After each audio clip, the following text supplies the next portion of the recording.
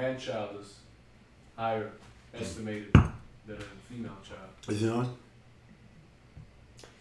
It's streaming. We'll see if it is actually streaming.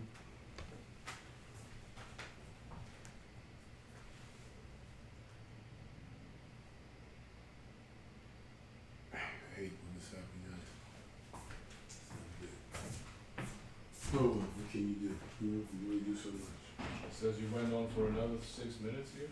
Huh? There's another video uploaded over 3 minutes.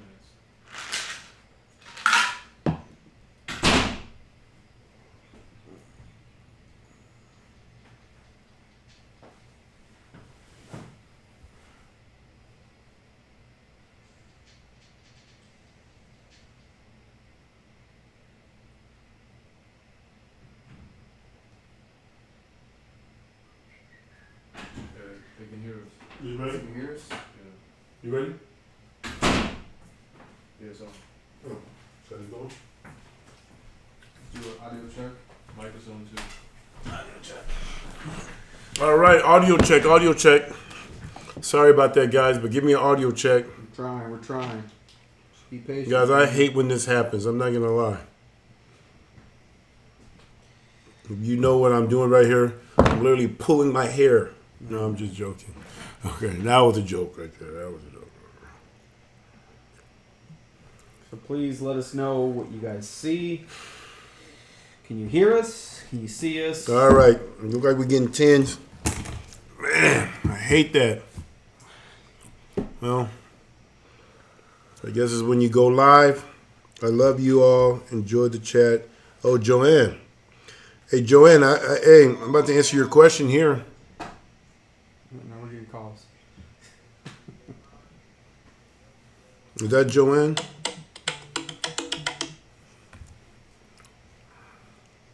We're coming in good, looks like so far. Let's take advantage of the good feed right now. Well, guys, we're back. Episode 27. You guys see the title? I love you all. Enjoy Woman. chatting. Mm-hmm. Or man, you are not your woman's equal. Is that what we have to do? Mm-hmm. We didn't change it, right? Mm-hmm. Got man, you are not your woman's equal. That's the title of the show, Yep. guys. Stick around. It's going to be a good show. Brother Kabir's got some great information for you all. Some heavy duty information. And we're going to talk about contracts, basically spiritual, physically, so on and so forth. We'll get into it here in a little bit. Let's do what we normally do here, guys.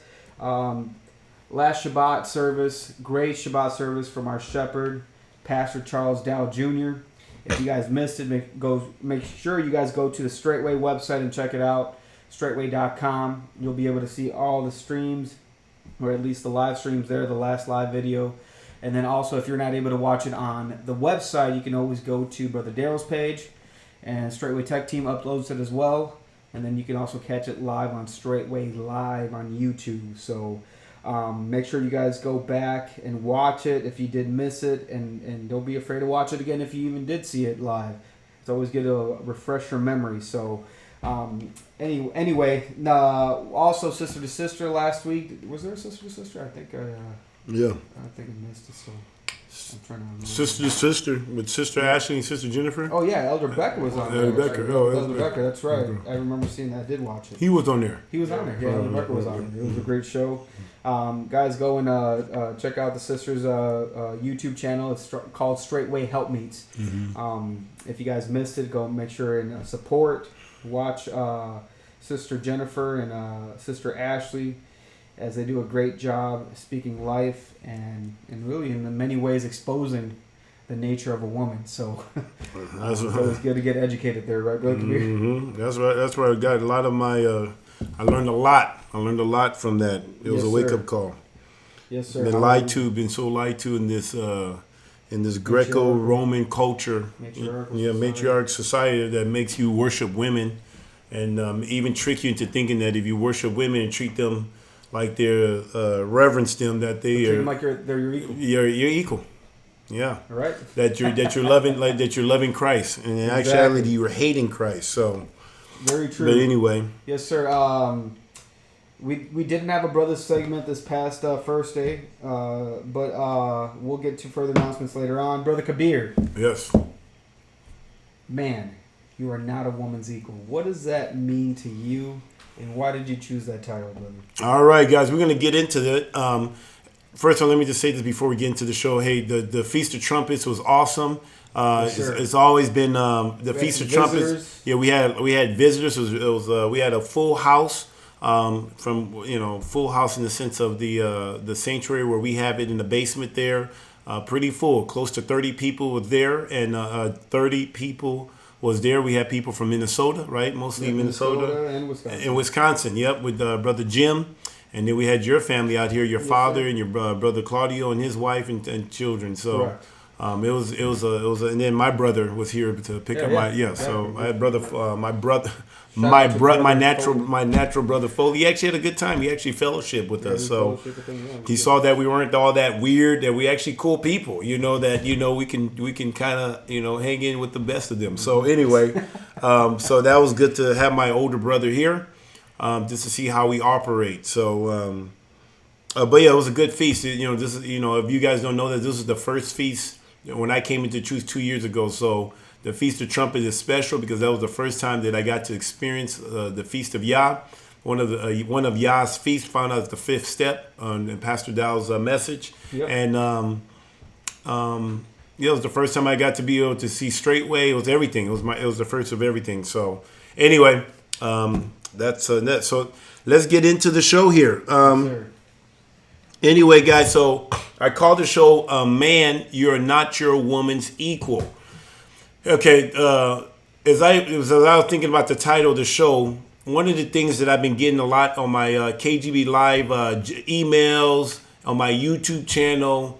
Matter of fact, Joanne, I think there's I think Joanne is on there. I'm just going to use her quote, but this is what she said, but she's just an example of how people look at this. And so I want to break this thing down, because even men think, a lot of men coming into the truth, or men in the world, a lot of people in the Hebrew Israelite that I saw at the conference, I know they think like this. But Joanne said, women are equal to men, just different roles. That's not true. They're not equal to men. Yeah, there's different roles. You got that part right. And the reason why it's different roles, because they're not equal. I mean, it's clear. You look at Proverbs, you look at 1 Peter chapter 3, verse 7. It says that the woman is the weaker vessel. You got vessels. One is greater than the other. And so men or women are not equal. You got a lot of men. One of the things that, they got yellow. Do you see the color right there? Okay. But one of the things that people run into is, like, for example, somebody came on my show and said that, said, Kabir, why do you have your wife or your Ishaya woman call you master? That makes you look like it's a cult. Don't have her call you a master. Well, I have her calling me a master for a purpose. Look at 1 Peter chapter 3. Let me read it with you guys here. Let me go to 1 Peter chapter 3. I'm going to go with the good old paper Bible here, the scripture, right? But if you go to 1 Peter chapter 3, and I'm going to use this, I'm going to start right here. It says in verse 5, chapter 3, verse 5 says, "For after this manner in the old times, the holy women also who trusted in Yah adorned themselves, being subjection unto their own husband, even as Sarah obeyed." I know that's a bad word in this world today, especially in this feminist culture, but she obeyed. She was considered a what? A holy woman. Obeyed Abraham, calling him master, Lord. That's what it says here. Whose daughter ye are, as long as you do well and are not afraid. These women are not afraid of submitting. These holy women are not afraid of being subjected to their own husband, right? With any amazement. So men, you are not your woman's equal. You are greater than her. Now, if you go to Ephesians, and here's where it really comes down to, because I hope I can give obviously, pastor, sister, if you are part of Straightway, you're going to understand. They talk about this, but I want to give an insight that's a little unique, and I like to think it's different, because I'm learning this stuff. Now that I've been married for almost a month now, in a Hebrew marriage, it's totally different. When I was in Christianity, everything revolved around the woman. Now everything revolves around me. Now that sounds bad, especially in our culture. When I say everything revolves around me, and I got to admit, guys, it's not all what it's cracked up to be, because you have to understand, maybe because of how I grew up 40 years in this Roman Greco feminine matriarch society, it's like an outer body experience. Does that make sense? What I'm saying, it's like an outer body experience, because to be honest with you, if you ask Kabir, if you ask Brother Kabir, it doesn't have to be about me. It really doesn't. I don't care if she calls me master. She can say, babe, what's up? Hey, I'm just being honest. That's kind of the mentality I'm coming from. But when you now are putting me in the office of Yeshua HaMashiach, Jesus the Christ, it changes everything, because it's not about me. It's about him. And when I'm in the office of husband, when I'm in the office of loving your wife like Christ loved the church, and we're going to get into this stuff, it changes everything. Right now, I'm sitting at my desk. I got the replica of the president desk that you see in the White House called the Resolute, right? The CEO's desk. The CEO desk, right? This is just a partner desk converting into a single desk. Now, this is just at Praiseland. Trust me, it's special. But there's something about the Oval Office. I'm just using this example, something concrete. Do you know when people go in there, they say, man, this is the Oval Office. This is where the decisions are made for this country. I mean, this is this is the White House. And all of a sudden, the person who has the opportunity to sit at that desk and become the president of the United States, recognize it's not about him anymore. He represents something, and he can't just allow people to treat him anyhow like he used to. Maybe when you saw Donald Trump, hey, Donnie, hey, what's up? But now you can't come up to him like that. You got to treat him according to the office that he holds. He's now Mr. President. You don't call him Donald. Hey, Donnie. No, it's Mr. President. Why? Because the type of respect that they have for the office, even Pastor Dow would tell you, when he was in the military, when he was in the army, he couldn't just go up to a 5-star general, even if he was buddy with this dude.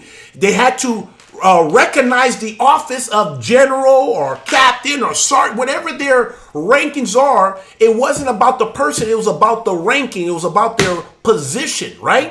Their office.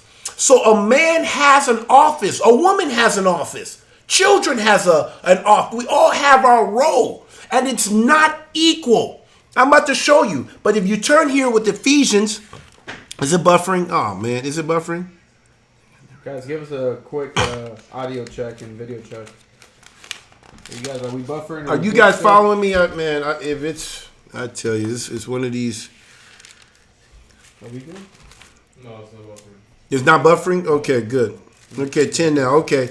So guys, turn to, I'm about to go to Ephesians chapter 5, right? Let me go to Ephesians chapter.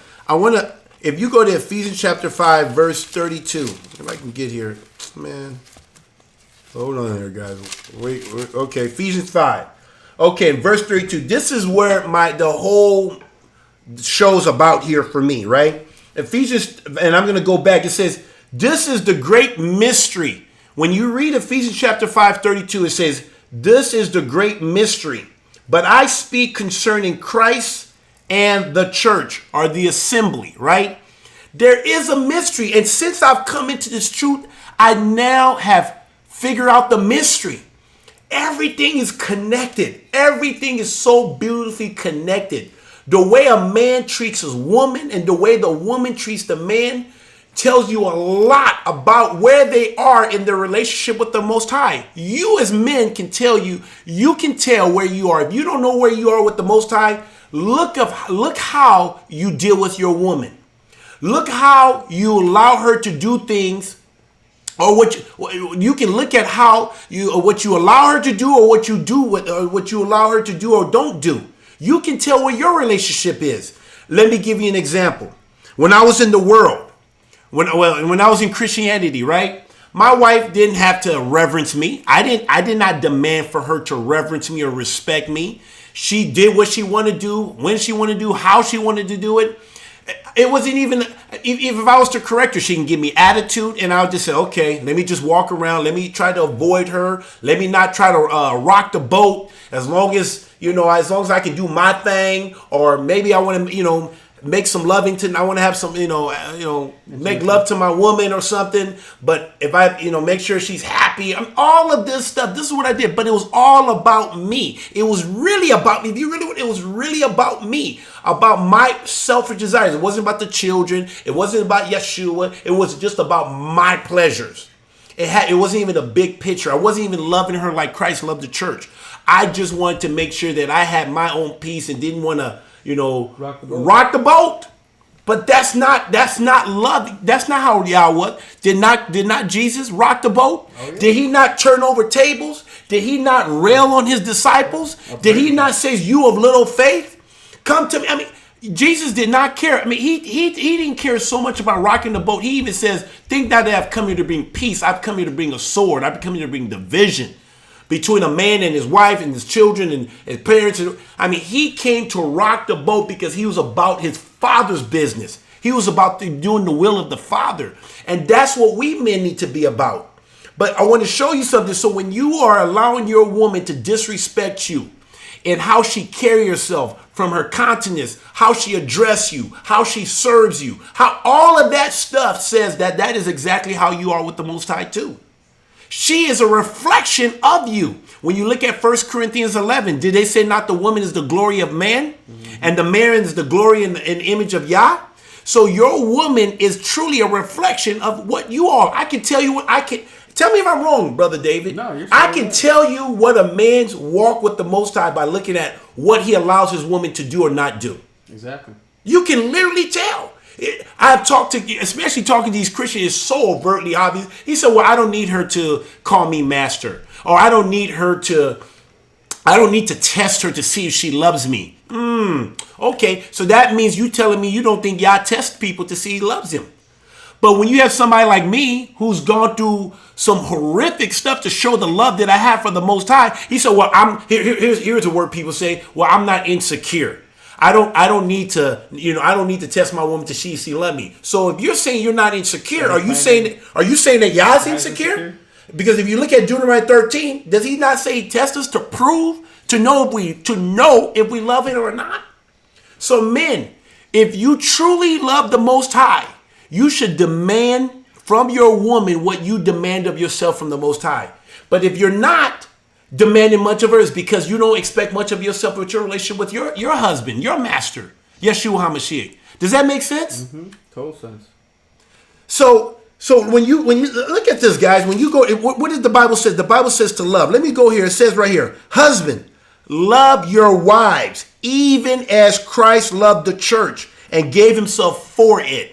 Did he not rebuke the church? Did he not rebuke his disciples? Yep. Did he not show them how to love him? Was he not an example? And did he not expect of them to do the same? Remember when he was praying in the Garden of Gethsemane? I don't know if I'm pronouncing Gethsemane. And he was praying. And he came back to go see. And what did they do? They were sleeping. He says, oh, they're sleeping. Let me not bother them. No, he says, man, can't you guys just stay up with me for a little bit? Just 1 hour. Just 1 hour. He didn't say, oh, they're sleeping, they're tired, or whatever. He did that. Did he not expect them to heal when they said, man, the person came and said, man, your disciples couldn't heal? He said, oh, okay, I understand. He said, man, how long must I be with you? Bring the boy to me. I mean, and it wasn't like he said it in a feminine way. He said it like a man. Because Jesus was a man. I man. Okay, let me not, that's a code there. But anyway, but he was a man. And so men, what you expect of your woman is what you expect. That means that's where you are with your relationship with the Most High. Straight up. That's good. So I want to encourage you, men, if you're not challenging your wives, it means you hate her. And the Bible tells husband, love, not hate. Love. Let me give you something that you guys can probably relate to, see if this makes sense, okay? Now, this has to do with a child and a parent. Let's use that because we all, because I know that people are reacting right now. But would you say a child and a parent are equal? Would you say they're equal? Hell no, they're not equal. But look how Yah, and you say, well, why you got to compare a woman to a child? I do compare a woman to, you should treat your woman like a child. Just like you would treat your own sons and daughters, you should treat her the same way. And this is what I mean. Because then Yah also used the example that he disciplined those who he loves. Go turn to Hebrews. Let me go to Hebrews here. Let me show you something here. Are you guys following me? Are they following me? What's the chat there? Yeah, everybody's listening. Okay. Look, if you go to Hebrews chapter 10. No, chapter 12. Sorry. Chapter 12. It says this in verse... where does it start here? Okay, let's start at verse 3 here. Hebrews. Chapter 12, verse 5. It says, and ye have forgotten the exhortation, which speaketh unto you as unto children. Whoa! Is he talking to a woman there? He's talking to men. He's talking to this letter that's being written. It says, and have you forgotten the exhortation which speaketh unto children? My son, despise not thou chastening of Yahweh, nor faint when thou art rebuked of him. Right? For whom the Lord loveth, he chasten, and scourge every son whom he receive. Who is he doing this to? To the one he what? Love. Mm-hmm. We're supposed to love our wife like Christ loved the church. Is this not the example how to love? It says, for whom the Lord loveth, and chasten and scourge every son whom he receive. If ye endure chastening, God deals with you as sons. For what son is he whom the father chasten not? He says, what father wouldn't chasten his son? This is assuming that what father doesn't love his son? But if ye be without chastisement, wherefore all partakers, is assumed that you're partakers, then ye are bastards and not sons. So when you don't correct your woman because you're afraid that she's going to rebel or snap back or be whatever, do the things that she do when she's being rebellious, you are literally treating her like a bastard and not like Christ to the church. We're commanded, love your wives as Christ loved the church. Am I seeing that right? You're seeing it right. Verse 9.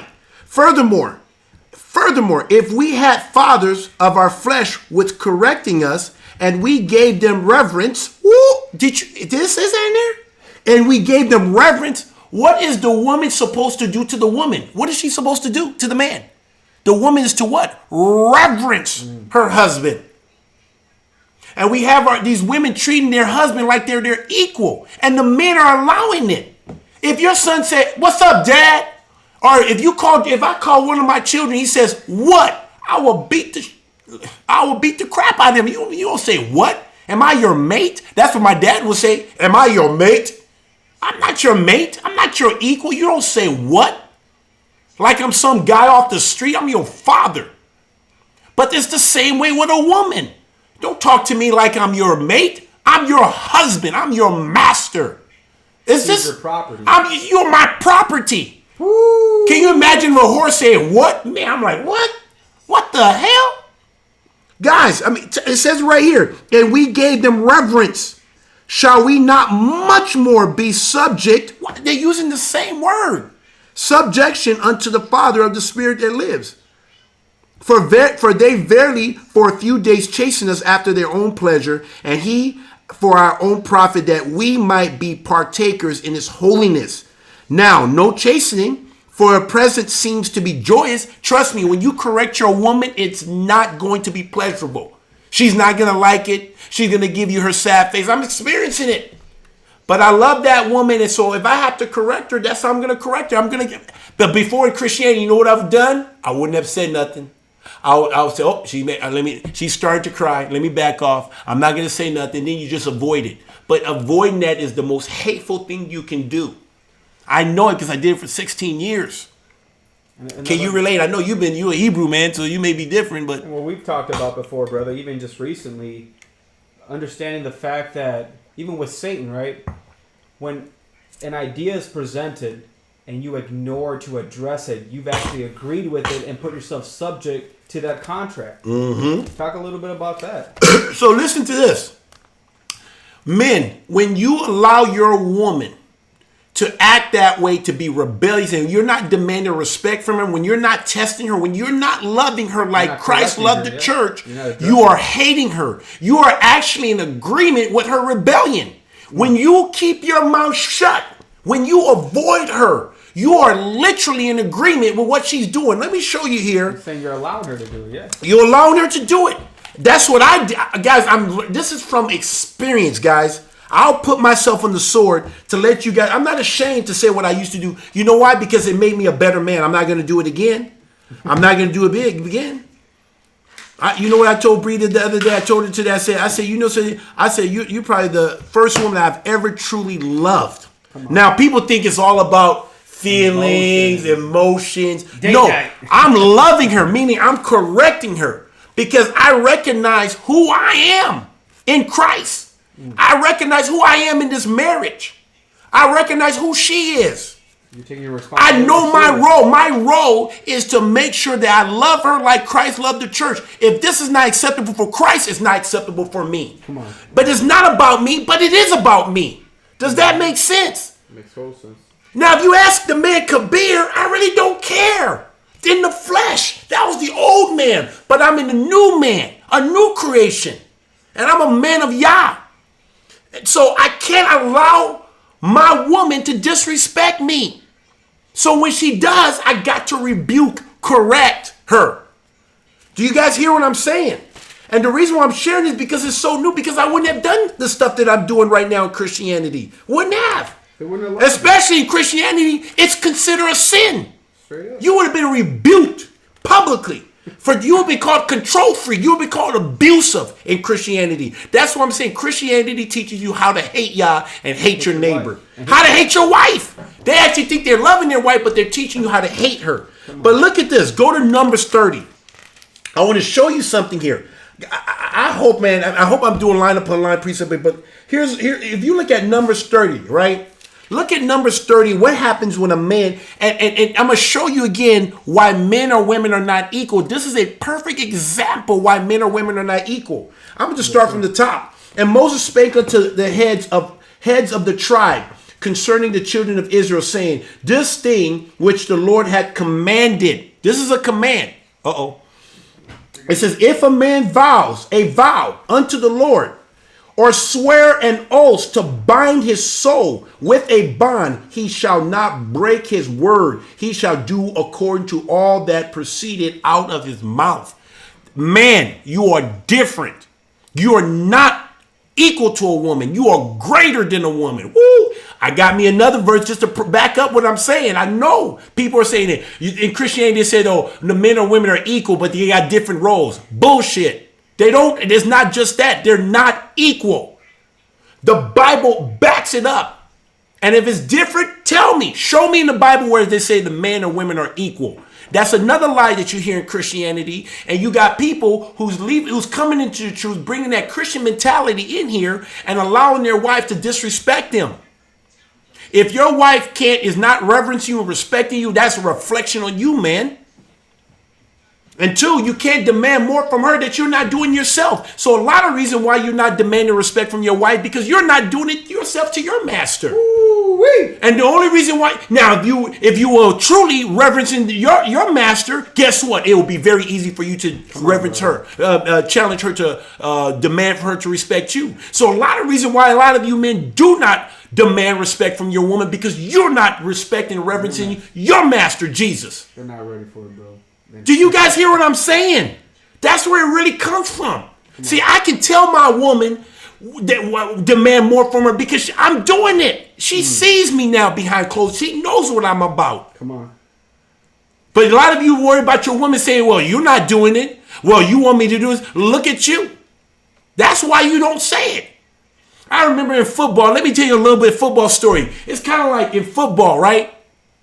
And you all hustling and you making plays and everything. And the reason why a lot of guys wouldn't get on their teammates about not loafing or when they were just acting lazy or loafing or whatever is because they didn't want to get chewed out. They didn't want to get checked by their teammates.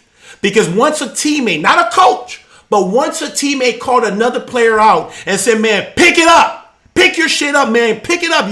You're loafing. You're hurting the team. Guess what? Now he just put a target on his back. He just put himself accountable. He just put a target on his back.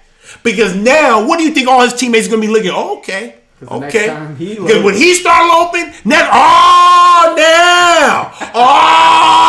Mr. Football Player, All-Star. Let's talk about not loafing. That's why a lot of guys don't keep their own teammates accountable. Woo. This is not just in this walk, it's in all walks of life. That's why people don't challenge people to do good, because they're not doing it themselves. Come on, and they don't want to be held accountable, so they keep their mouth shut. I'm telling the truth, bro. Bring it out. I remember one time I was working out when I was done playing football, and I was working out, and I was looking at this guy who was married. And there was this woman in the weight room who was also married. And she was dressing with tights and everything. You know how these worldly women be dressing, right? And she was dressing with her tights. And I saw him looking. Now, he didn't know who I was. I was just training. I was no more playing, so I needed somebody to train me or whatever. And I'm looking at it. I just met his wife. But it didn't even matter. This is Christianity now. But really, this woman was married. That's really why it was wrong. Thou shalt not covet another man's wife. And he's checking her out. He's checking out another man's property. And I remember telling her, I said, hey, I just want to tell you something, that you shouldn't be doing that. I basically told him he shouldn't be checking that woman out. Now, it was a different reason, but I'm just follow me here. But I told him for two reasons. One, what he was doing was wrong. But two, now I put myself on notice. Because now that I told her, I said, guess what? You're going to start keeping me accountable. You know why? Because I just kept you accountable. And now if I start checking out other women, you're going to now say, I'll be hypocrite. I already know in my mind you're going to call me out. Or if you don't call me out, in the back of my mind, I'm going to know I'm being hypocritical. But if you don't do it yourself, it's hard for you to challenge other people to do the same. Does that make sense what I'm saying? You're right on point. So guys, I'm telling you, when you allow your woman to do that, it's because you're not submitting to your master. You're living dirty too. Let me keep reading here. So it says that if a man makes a vow, he has to do everything in his power to do what he says he's going to do. But look what it says about a woman, just to show you it's not equal. Are we still good? Everything's good? Everybody follow me? It says right here, if a woman also vows unto the Lord and binds herself by a bond, being in her father's house in her youth, listen to this, and her father hears her vows and her bond wherewith she had bound her soul, her father shall hold his peace, hold his tongue, hold his peace. Then all her vows shall stand, and every bond wherein she had bound her soul shall stand. You see, men, when you allow your woman to be disrespectful, when you allow your wife to be to not reverence you, to practice sin, and you don't check her on that stuff, you are literally allowing her to be bound by Satan. Come on. That's not loving. The Bible says, suffer not your brother in sin. Did it not say that? Mm-hmm. Rebuke him. How much more for your woman? Just pull the feet. Who is the same? Aren't you supposed to love your wife like your own flesh? Ooh, come on, brother.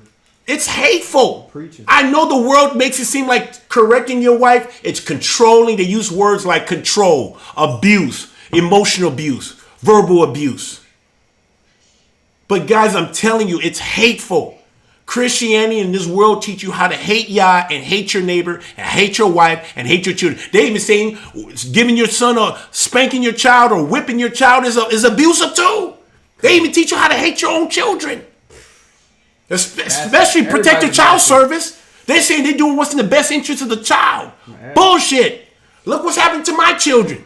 They're not getting disciplined anymore. That's the government. That's the government way of saying they're doing what's in the best interest. They gave them to a woman. Guys, I'm telling you, man, this is some truth to what I'm saying here. But if I'm saying something wrong, check me. But check my word. Verse 5. But if her father disallow her in the days that he hear it, and not any of her vows or her bonds wherewith she had bound her soul shall stand, the Lord shall forgive her because her father disallowed her. You see that? Now let me go. You say, well, that's a daughter. That's a daughter. Okay. Maybe it's easy to say a daughter is not equal to her father, but let's see what it says here.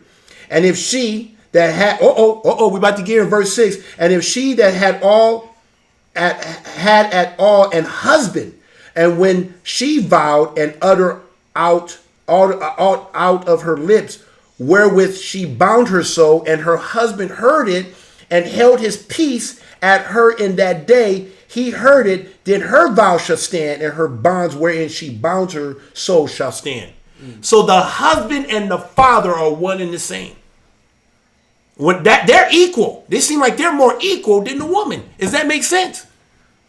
And the daughter and the wife seem like they're in the same situation. But when the man makes a vow, does it say that anybody can cover him? No.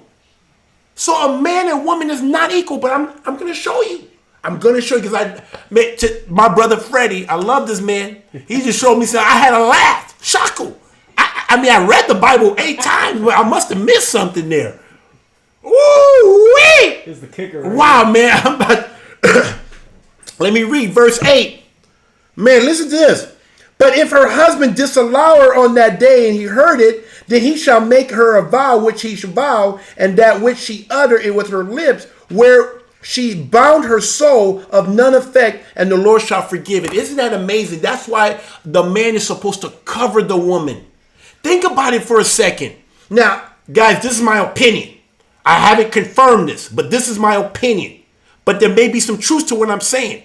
But check my work. But isn't it interesting when you look at the beginning, when Eve ate the fruit, nothing happened. It wasn't until Adam ate the fruit that their eyes opened. Check my work. I believe it's in Genesis chapter 2. That their eyes opened when he ate. You know why? Because when he ate, he was in agreement. And now, maybe it was out of ignorance. Maybe it was willfully. I don't know. But it doesn't matter if you make a vow ignorantly or willfully, it still stands. It's a contract. He broke the covenant. Yah told him not to eat the fruit. And when the woman ate it and gave it to her husband, he ate, guess what? Boom. Their eyes opened. Right. They saw their shame. Men, your role, the woman and the man is not equal. This whole thing that the man and the woman are equal, complementary, they call it the complementarians. And then you got the egalitarians. It's all the same thing. They're not equal. You treat your woman like a child that you love, like Yah loves. Does he not describe us as children? Don't father discipline his children? How much more your heavenly father to you? Come on. And we're grown men. Do you guys hear what I'm saying? He says, but every vow, okay, and then the widow, she's on her own. Look at the widow. But every vow of a widow, widow is divorced, where she had bound her soul, shall stand against her. And if she vows in her husband's house, or bounds her soul by the bounds of her oath, and her husband heard it, and in his peace at her, and disallows it not, then all her vows shall stand, and every bond wherein she bounds her soul stands. But if the husband, okay, it kind of goes here, but you guys get what I'm saying. That's why in the last days you're gonna see 7 women going to a man and say, "Can we just have your last name? Can we just have your name, not your last name, but your name, to be covered, to remove the reproach?" A woman, I'm telling you, a lot of women are going to hell, especially in America, in the United States of America. You guys hear what I'm saying? But let me show you something to prove to you that women and men are not equal. Guys, I just blew my mind away. I can't even take credit for this one. This literally came fresh off the print. What they call it? Fresh off the print. My boy Freddie, my brother Freddie, shalom. Go to Leviticus 27. Look it. Let's go to Leviticus. Go to Leviticus 27. Let me see if I can get this here. Leviticus 27, verse 1. This just made me chuckle. I had a chuckle. This is one of these things that you're just like, dang. Now look at this. Now, guys, this is not me. This is the word. It's right here. Men or women are not equal. So men, stop treating your women like you're equal. Just like you wouldn't expect your children to talk to you, you expect your children to talk to you a certain way, you should expect that from your woman too. Come on. Do you hear me? I know it's different because you're being intimate with this woman, so you're kind of like, whoa, this is kind of weird. But hey, that's your duty. That's your right. That's your duty.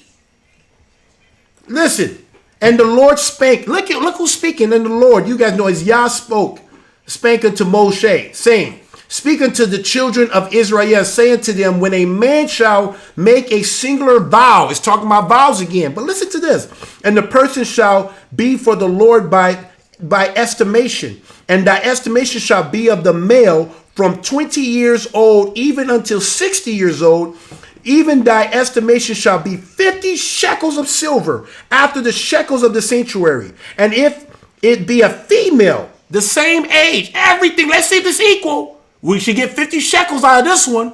Let's see. And if it be a female, then thy estimation will be 30 shekels. She's not equal. There's a huge difference between 50 shekels and 30 shekels. She's 20 shekels short of a bread. Okay, I want to say something else. Let's keep reading. Maybe it changes when they get younger. And if it be from a 5-year-old even unto a 20-year-old, then the estimation shall be of a male 20 shekels. So a man that's younger compared to an older is not equal to.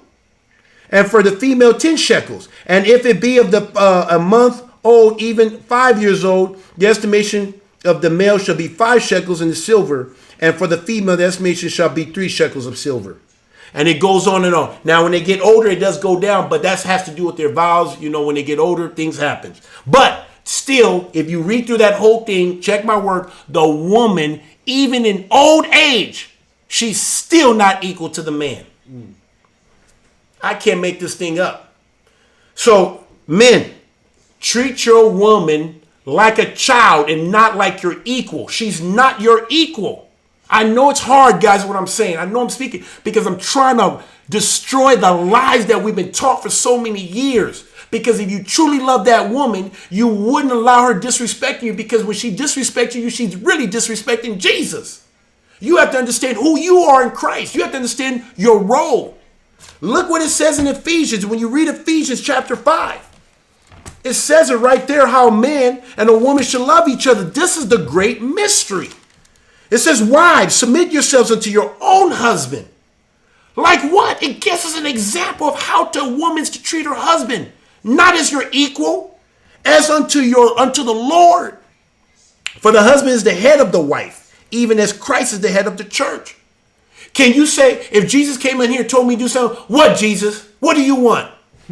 I'm tired, Jesus. I don't feel like doing it. If Jesus called me, I will stop everything I'm doing. Yes, I will. It would be totally different. And you know what I do sometimes? I'm just telling you some little tricks. I say, hey, when I see my woman doing something that's out of order, I say, is that how you would treat Jesus? Is that because I don't treat Jesus that way? Is that how you would treat Jesus? And then she is a correction. You got to see yourself like the head coach. You got to coach your woman into a godly woman. You got to teach her how to reverence the Most High.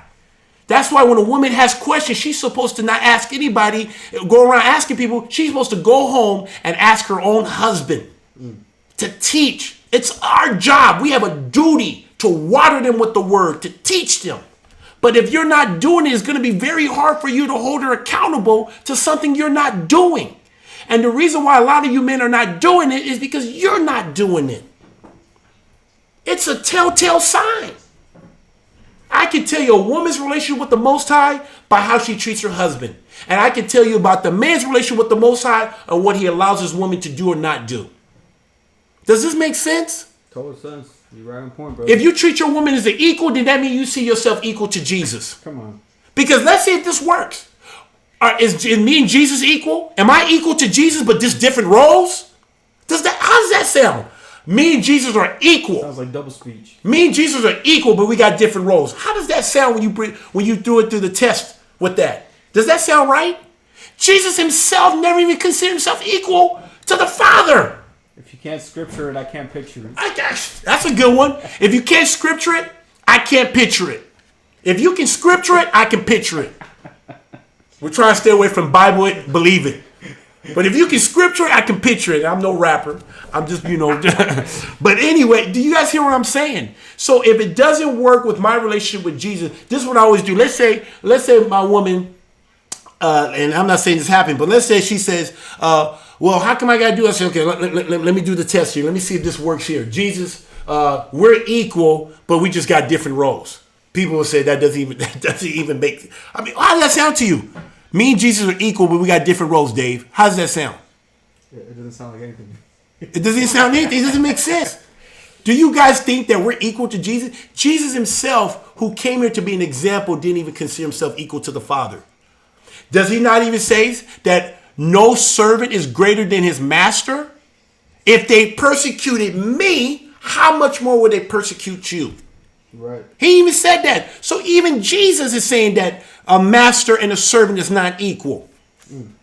So how can a man and a woman be equal? That is a lie from the pit of hell, from Christianity and from this world that we live in. You guys got to come out of her, my people, not just come out physically, but mentally. You got to come out, because a lot of you guys are coming out, maybe physically, but you're not doing it mentally. Yep. You're bringing that same crap that was in Christianity into here now. So guys, I know. So this is on men today. But women, you too. You can't bitch, well, my man doesn't, he allows me to get away with it. You're going to sit there and wait for your man? We all are going to stand before the Most High by ourselves. Jesus, my master never challenged me. That's on you. You got the word. You can read. You're supposed to win him over by your own chaste conversation, your quiet and gentle spirit. So you women too. You got to look at your husband differently. Stop looking at your husband as he's your equal. He's not your equal. You need to look at him as Christ is. How would I treat myself? Today, I'm going to look at my husband as he's Christ alone, because he's a representation of Christ. And the way I treat him is exactly how I feel about Christ. That's how you women need to start looking at your husband. Stop looking at them as they're a common man. They're not common. Maybe other men are common, but when you're dealing with your husband, that is Jesus. That's your master. He's not Jesus, but that's like Jesus. He's the master. He's in the office. Is this hitting home? Is this... Hey, am I just kind of... I'm listening. What do you think, Freddie? He's on delay right here. But you guys hear what I'm saying? Yeah, Brother Freddie's in his office. So guys, this is the type of stuff. I want to show you what I mean by treating your children, treating your wife like your children. I know. Way delayed, but listen to this. I want you guys to look at this stuff. Go to me with Proverbs 22:6. I really believe this is how I treat my woman. And if I'm wrong, show me. If you can scripture it, I can picture it. If you can Bible it, I can believe it. Now let's go. Go to Proverbs 22:6. Proverbs 22:6.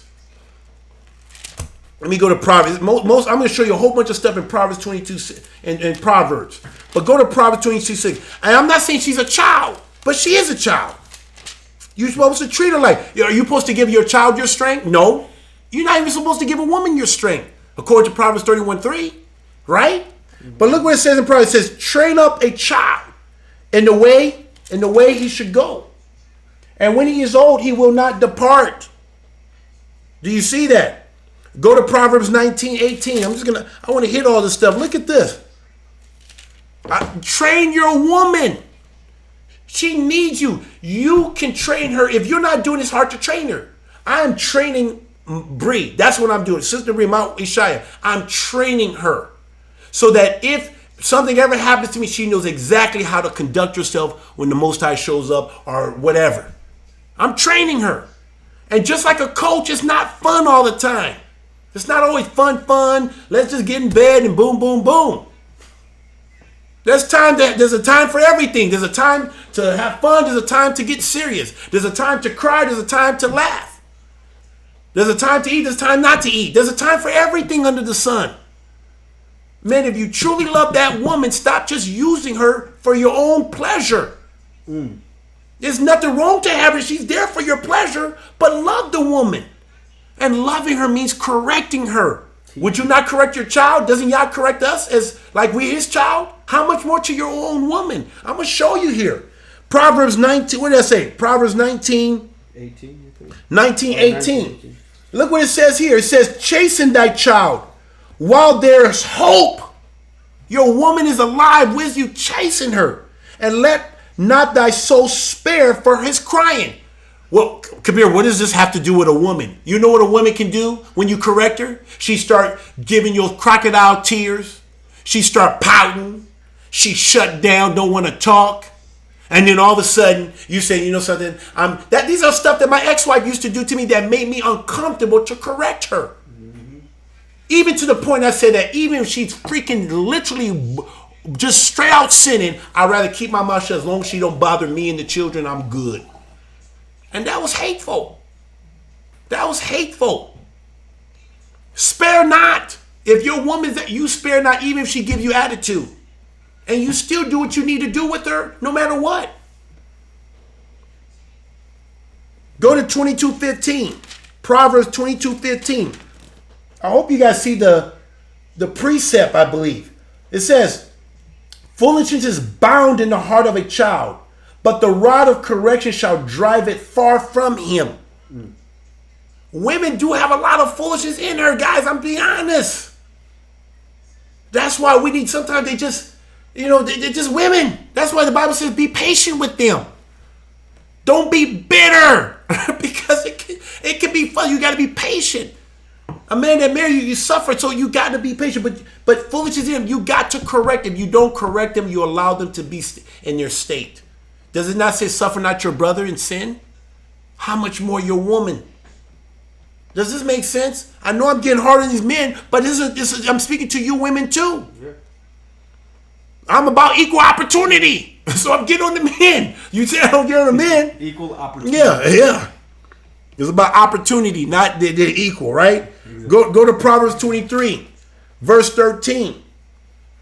But when people think it's all about me, because really, if you look at me, it's not a big deal, I remember when I first played for the Green Bay Packers, I remember Mike Sherman, his son. I would never forget, I was a rookie. I was 22, I believe.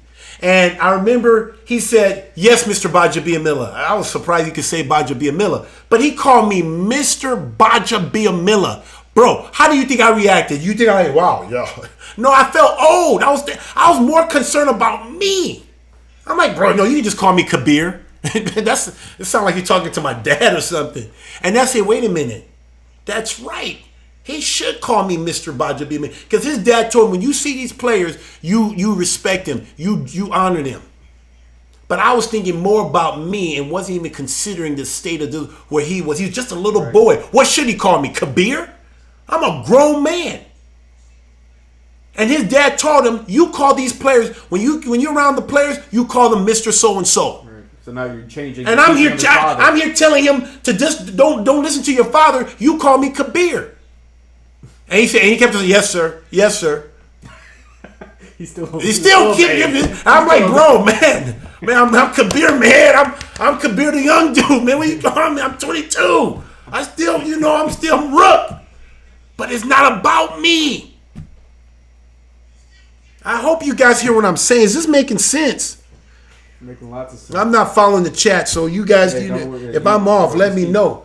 You keep going. Go to where it says in 23:14. So this is what it says in 13. Withhold not correction from a child, for if thou beatest him with a rod, he shall not die.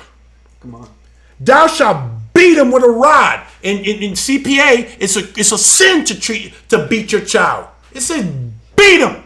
Does it not say that? Let me make sure I say that right. Beatest. Sorry, I just want to make sure.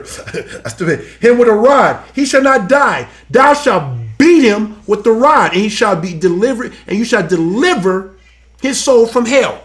You want to see deliverance? That's one heck of a deliverance. You can't beat that type of deliverance. You can start working on your children right now, deliverance. They start manifesting. You're actually going to be delivering their soul from hell. But guess what? It's the same thing with your woman. Just like Yah does with us, he corrects us. Just like a father corrects his son. How much more when it comes to your woman? If you're supposed to love your woman like Christ loved the church, did he not correct us? Don't withhold correction from your woman. You correct her. You check her. That's abuse. When you don't. When you don't, you are abusing her. You setting up her for failure. Now, at the end of the day, she has a choice. If she wants to rebel, I'm not saying it's all on the man if the woman is rebellion. But what do you do when she does rebel? I can tell you about a parent. This is a perfect example. I can tell you if a parent is doing their job at home with a child. When the child is acting up, throwing tantrums, I said that child. I know the parents are not consistent at home. How can you tell? Because the child. The child is not obedient. With the parents, they don't have no fear. They have no fear factor. Right. You can tell. I was talking to a brother the other day, and I was telling him, I said, I can tell you doing your work at home because she did his child did something wrong, and the mom, and I could tell the mom was doing her part too, because mom said, I'm gonna go tell daddy, and she started crying. I'm like, what's wrong?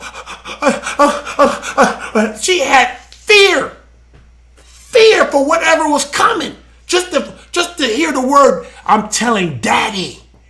That's healthy fear. She's not like that all the time, but when she hears she did something wrong and mommy says, I'm telling daddy, boom. But when a woman don't consistently check that daughter of hers or that son of hers and let him get away with stuff and kind of pick and choose when she wants to go tell daddy, guess what? You're going to see it in the child. She's not going to take you serious as a mom, and then I take daddy serious too. Does this make sense? That makes total sense, brother.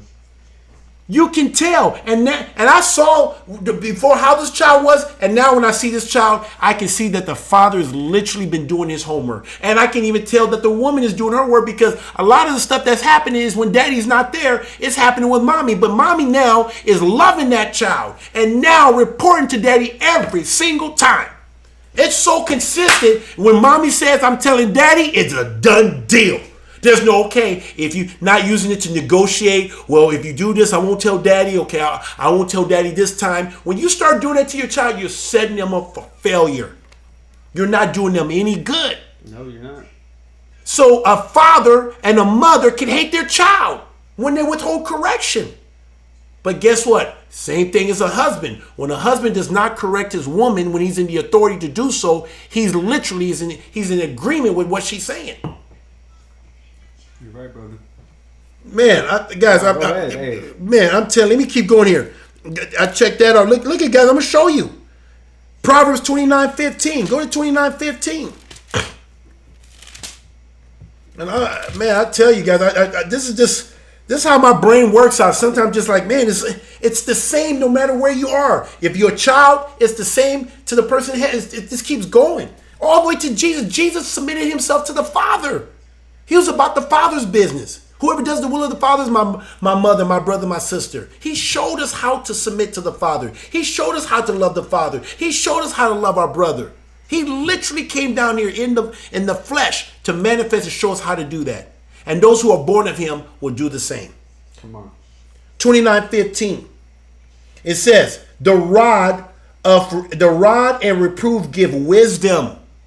When you correct your wife, you are literally giving her wisdom. When you correct your child, you're giving them wisdom, because the beginning of the fear of the fear of Yah, or the fear of the Lord, is the beginning of wisdom. The beginning of wisdom is the fear of the Lord.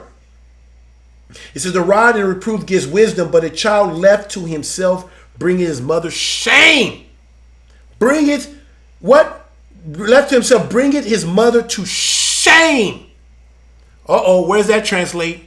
When your wife is rolling her head, snapping at you, back talking, disrespecting you, not reverencing you, it brings shame on your house, and it brings shame on you, man. Come on. Shame on you, allowing your woman to disrespect you. And the reason why she could disrespect you in public, because you're not checking her in private. Just like when the child is not being checked in private, and then in public show her ugly head. Does that make sense? Come on, brother. It says it right there. Don't y'all use the same example? Have you not all been disciplined by your Father? You respected him. You reverence him. How much more with your heavenly Father? Yah disciplines those who he loved. Love your wife like Christ loved the church. Oh, okay. He showed love through correction, through provision. So you provide for your woman food, shelter, conjugal rights. You water her with the word, but you also may have to correct her when she gets out of line. Am I saying abuse her? Am I saying beat her? No, I'm not saying that. You need to check her. Coach her. Get her right. Make her holy without blemish. Present her to yourself and say, man, this is who I'm well pleased. That's how a coach thinks. When I was a player or a coach, you see that a coach sit there in the beginning of the season, you're not the same player you are at the end of the season.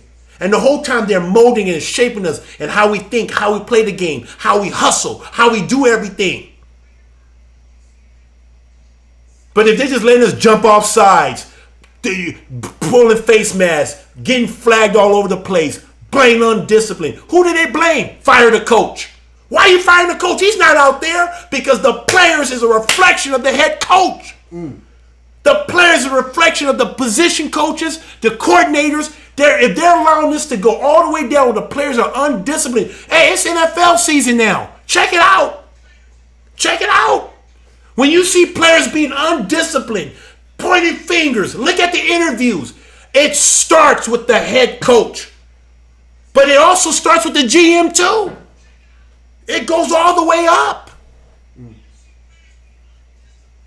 I take my job serious as the head of community. You do. My community is a reflection of what I'm doing and not doing, what I'm pushing, what I'm not pushing. Come on, brother. I have to have a standard. But I can't expect them to do what I'm not doing. Right?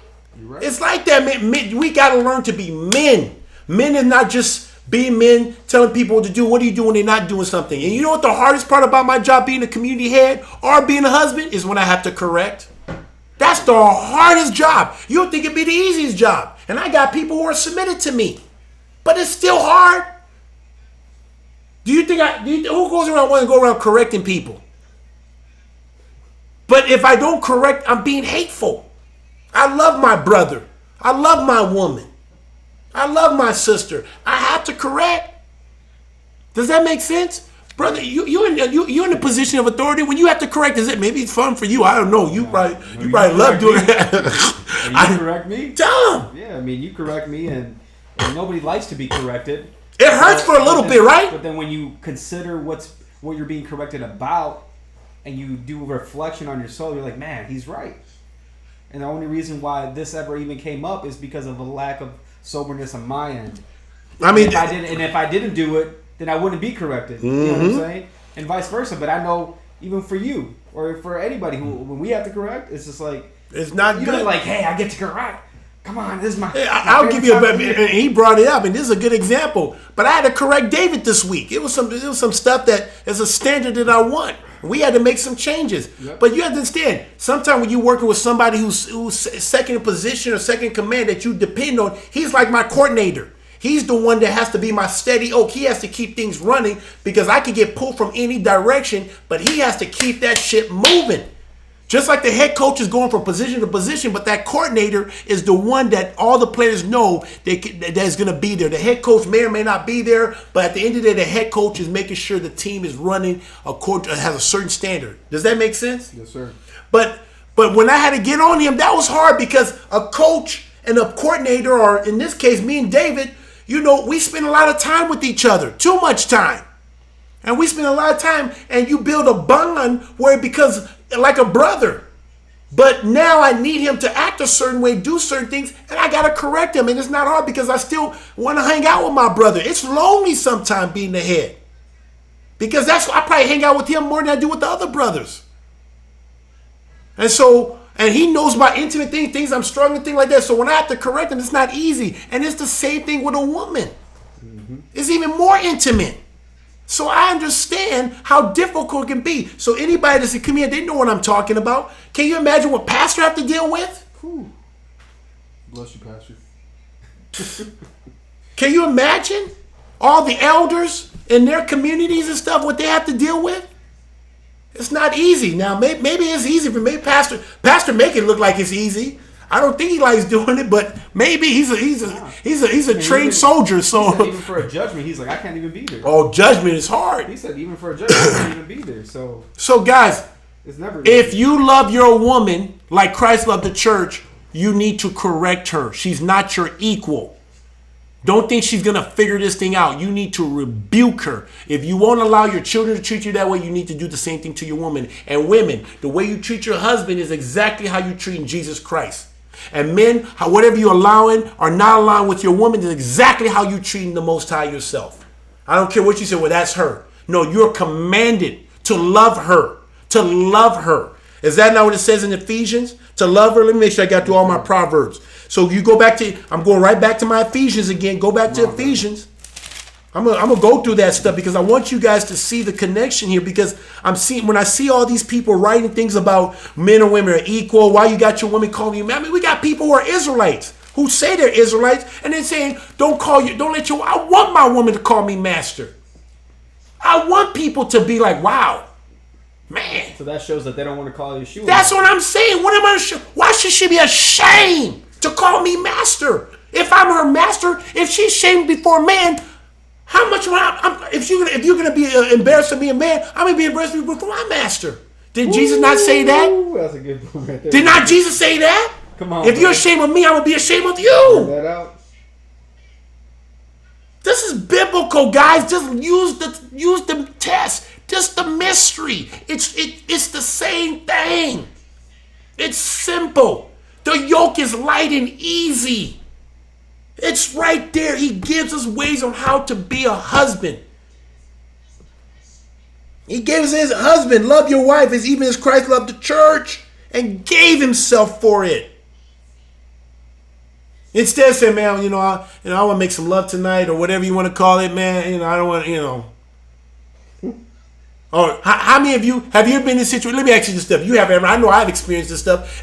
Every time when your wife tells you that MRI is doing something wrong, are you like? Is there some times where you're like, do I got to deal with this today? I mean, don't you like if you just went with your flesh? If you just went with your flesh every time it comes up, would you just do it all the time, or do you want to do it? Are you like, whoa, I get to do this all the time? No, I just dealt with that right now. I mean, right before coming up here, Mariah did something. And Sister Evan was ready to sit down with her and read her some books and, educate her. She's trying to train her and stuff like that. Things that I commanded. But I said I had to shut that down because I know she enjoys it. I said, you know what? You're going to sit there. I had her sit and you're going to be quiet the whole time. The only time you can speak is when you have to go to the bathroom. You're going to sit there and be quiet and you're not until it's time to go to bed because of what she did. Yeah. And I didn't want that because I wanted her to be I wanted to get her education. I wanted her to get taught, whatever, right? But I didn't go and picking a fight, quote unquote. I just went there. I had to take care of some business, and here's Amariah. I'm like, I gotta do this right now, and that's why so many children are rebellious. That's why so many wives are rebellious, because if it was easy, everybody would be doing it. Christianity make it seem like every man is abusing their wife. Or every man is abusing their children. It actually takes an act of love, because I don't always want to correct my woman. I don't always want to correct my children. When I had children, my children living with me, I didn't always want to correct them. But it was the love that I had for them that made me suck it up. Sometimes I don't feel like chewing them out, but I had to act it. Damn it! You know what I'm saying? And act mad. Act like a man. And put the fear of Yah in them. I get it. Ask. I bet you Pastor Dow, and I bet he always want to be yelling at people. But you gotta find a way to do it. People are depending on you. Yes, sir. Look at this. Sirach 30. This is Sirach 30. Listen to this. Go as far as you want. Yeah, but look, it says, he that love. Guys, I want you to hear love. Christianity tells love is about feeling good. Good feelings, emotions, opinions. This is love. He that loves his son causes him oft to feel the rod. Do you guys hear that? Let them know where you're reading from. This is Sirach, or Ecclesiasticus, yep. Chapter 30, verse 1. It says that he may have joy of him in the end. Don't you want to see your woman just shine to represent your glory? It takes work. Don't you want to see your team win the Super Bowl? It takes work. You're going to have to make your players do things they don't want to do so they can go to places they always wanted to go. You got to make your wife do things she don't want to do so she can go to places to the kingdom. You got to do that with your children. You got to do that with yourself. You got to push yourself. Men, I'm I'm challenging you men. Start looking at how you handling your woman. How you handling your house. Are you ruling your house well? And I'm not talking about abusing them. I'm talking about loving them. Come on. That he may have joy in the end with him. Verse 2. He that chasteneth his son shall have joy in him, and shall rejoice of him among the acquaintance. And he that teaches his son grieveth the enemy, and before his friends he shall rejoice in him. And though his father die, yet he, as though he were not dead, he had left one behind him that is like himself. Come on. Man. And while he lived, he saw and rejoiced in him.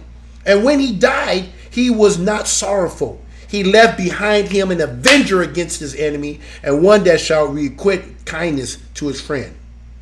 He that maketh too much of his son, listen to this, he that maketh too much of his son, all these people worshiping these women, putting these vaginas on a pedestal, like there's not like a dime a dozen of them out there, treating their woman like they're some freaking goddess. Yeah, that's what they do. That's what they do. That's what America teaches us to do. That's what Christianity teaches you to do. I know I'm being a blunt, but guys, that's what this government I may be rude, right? but not in speech. Just listen. I want this. I want to put a. What does Pastor say? In your defibrillator. Boom. Or what the heck did he just say? Did he just say that? Yep. Put a defibrillator on your mind. I probably may get demonetized on that one, but let me read here. As long as it says gets out there. he left behind. Listen what it says here. What did it says right here? Come on, brother. While he liveth, he rejoiceth in him, and when he die, he shall be sorrowful and left behind him an avenger against his enemy, one that requited kindness in his friend. And he that maketh too much. How many people make too much of the romance? And let me calm down. Okay. Come on. He that maketh too much of his son shall bind up his wounds, and his bowels will be troubled at every cry. A horse not broken. Is it not compared to a horse? Wild. Treat your wife like a horse. You know, sometimes I have sometimes I have a joke with Bree. Me and Bree, when she first came here, I said, man, you know what you remind me? You remind me of Seabiscuit. Because I see the potential in Bree. She has a potential to be great. I'm so thankful for her. She has a potential to be great. Drop a 8 if you've seen the movie Seabiscuit. If you've seen the movie Seabiscuit, I hope I'm not throwing you off. If you haven't, check it out. I think it's a good movie. But literally, when I saw Bree, she said, and she didn't know what Seabiscuit was. She said, "What's Seabiscuit?" Yeah, and she never watched the movie. Now, maybe I'll date myself. And she said, "You compare me to a horse?" I said, "Yes." And then we actually, one of the first things we watched when she first moved to Straight Ray Praiseland is we watched Seabiscuit. And guess what? She had the same commonality of Seabiscuit in the beginning.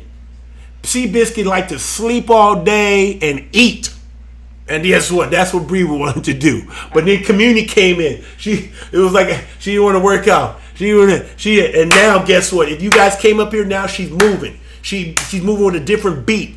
She's getting caught up. Now she's starting to lead the women now. She's starting to become closer to that. She's not where I want her to be, but she's getting there. And Seabiscuit, and at the end, Seabiscuit was he was the best horse out there. He was the smallest. People underestimated him, and boom! And now look at he beat a horse named Admiral. But you check it out.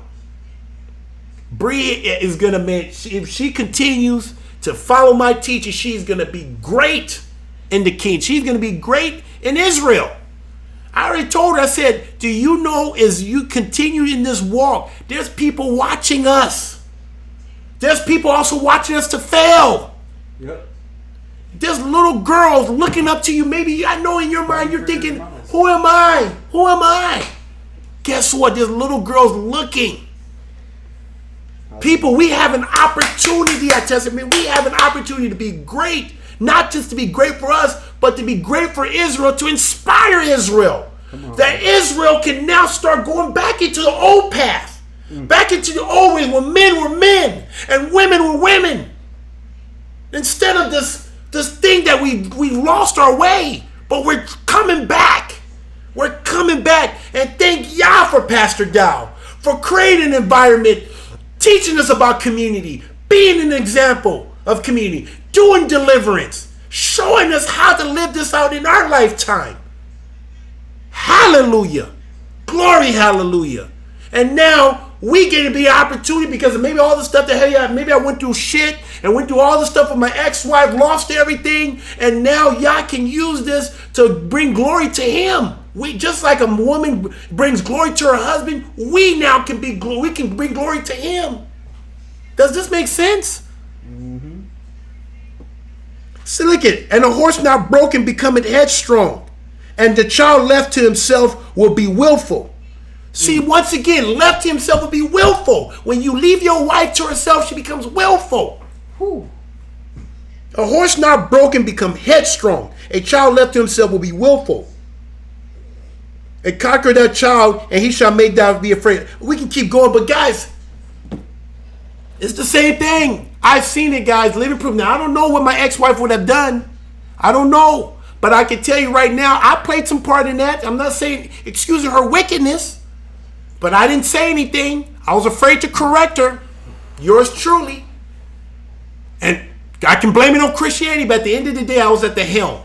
And I kept my mouth shut because I was afraid of rejection. A lot of us don't want to do it because we don't want to experience rejection. When your woman shuts down, when your woman starts crying, when your woman starts doing things to try to manipulate and try to get you off course. And it hits you in your heart or whatever. She do all types of techniques, some wicked stuff. She may be, Pastor Dow was talking about blackmail in the bedroom. A woman may sit there and give you the dead body or whatever, or won't hug. I mean, guys, I'm being honest. These are the type of stuff that women would do to a man. And because because of our own insecurities, because of our own things that we need to be delivered from, we don't be what we need to be for a woman. Come on. Does that make sense? Guys, I'm being I know people don't talk about this stuff. If I'm going through it, I know at least one other person knows what I'm like, man, Kabir, you speaking truth. Oh, somebody said I can relate. I know, guys, I get it. But I'm telling you, learn from me. 16 years, I was afraid. 16 years, I didn't know how to be a man. And it didn't help being in Christianity because Christianity teach you how not to be a man. They teach you how to be a woman. Yep. They feminize you men. Exactly. No matter how buff, you see all these football players walking around here, moving their chests and things of that nature, but they're girly men. Ooh. They're not real men because guess what? I know guys right now who is watching this right now who are my ex-teammates and they don't even have their house in control. And now when I talk to him and say, yes, my woman calls me master. Yes, I know my woman will do. I have faith, confidence that my woman will do what I tell her to do. And if she don't, guess what? I will check her. I will rebuke her. I didn't do that last time. When I was in I didn't do that. I said, okay, I'll go behind and say, yeah, we sit there and complain about what our women is not doing and this and that. Men, it's time to stand up. And if the woman wants to quit and leave, let her leave. Let her go. Don't be afraid. There's other women out there. I'm living proof. When I decided to become a man, thank God for the dream. He saved me from myself. He put the fear of Yah in me. I became wiser. That woman left. Guess what? He got me something better. So I'm telling you right now, I'm living proof. If your current woman won't obey you, won't reverence you, let her go. Let her go. Whatever her weight is, guess what? You just lost whatever. If she's 160, 40 pounds, whatever it is, you're 140 pounds lighter. Look at me. People say I look younger. Damn it. He said, man, you look like you young, man. You look like you gained 10 years. A good woman will add years to your life. And a wicked-ass woman would shorten your life. Let her go. I promise you. I promise you. The word is true. Luke 18:29 says, whatever you lost, you'll gain it back. I promise you can get better. Wonderful. I got me, what did I say? Triple B. Now we say quadruple B. She's black, beautiful. What is it? Black, beautiful, beautiful. What is it? and better. Black beautiful. And Bree is her name. Quadruple B. So I can't get better. The one that left me is about 46, so I don't know, 46 years old. Now I got me one that's 26. Dang! She thought she's the only vagina that's left in the world. I'm the mother of 8 of your children.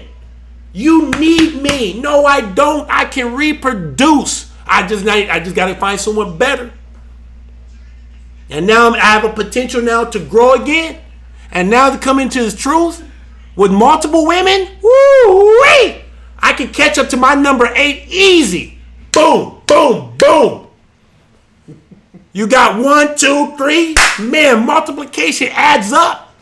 But what, it took me 16 years to get 8? Can you imagine if I had more women? Woo-wee!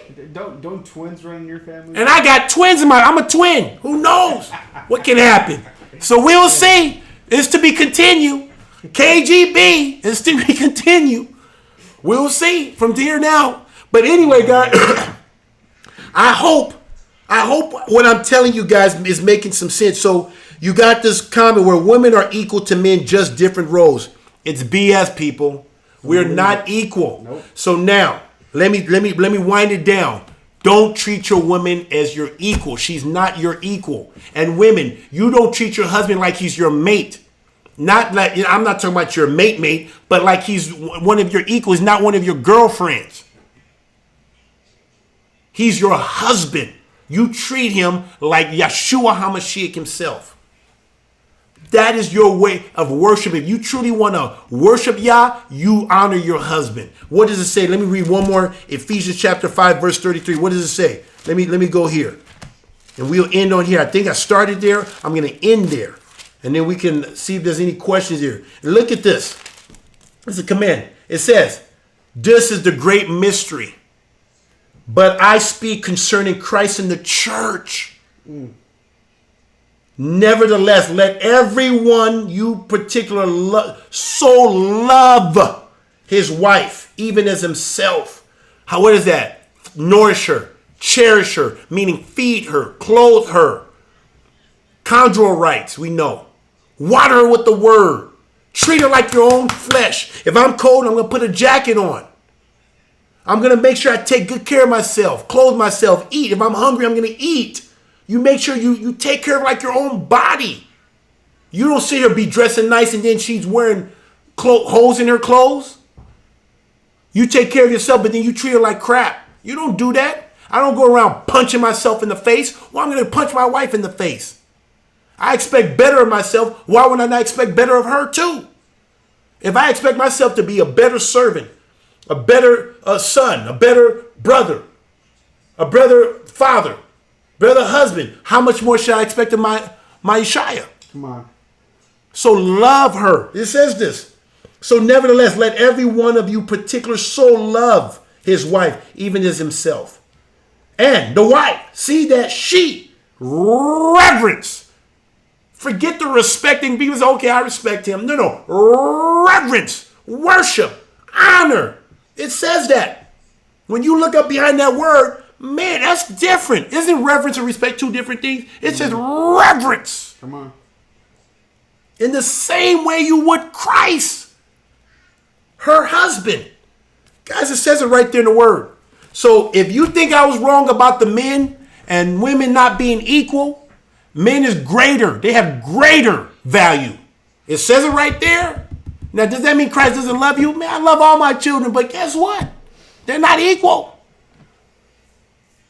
If I'm wrong, prove me wrong. Change my mind. If I'm wrong, change my mind. If you can scripture it, I can picture it. If you can Bible it, I can believe it. So, guys, I hope this, we were thinking about what to talk about, and I'm getting all these emails. I'm getting people, talking to people on the phone, dealing with this stuff. If you truly love your woman, don't be afraid to correct her. Look at yourself as a coach. If I can just look at yourself as a coach. Look at yourself as when you're dealing with your children. Maybe it's easier to say, okay, this is my child. I get it. Because of the dynamics of a man and a woman, the fact that you have sex with her, that you have intimate times and things of that nature, it gets hard when you have to say, man, you know. But guys, you can't let that get in the way of making sure you do what's right by her.